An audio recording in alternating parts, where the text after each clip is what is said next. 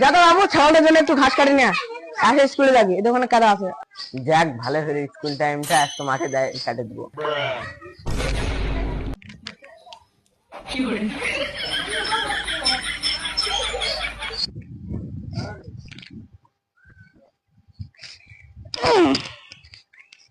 মিলন কি করছিস? আয় ও ঘাস কাটতে হবে না, বসে খনি খাওয়া দা।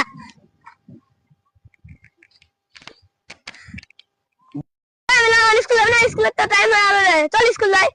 গাড়া মেশ মেশ করতে আসছে, স্কুল যাবো না রে। লে খনি খা। লে আমরা তোর মা কই দেবো, তুই খনি খাওয়া। ক যা।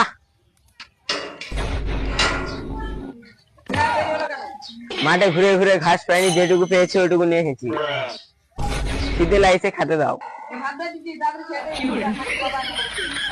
ভাত খাওয়া যাবে না।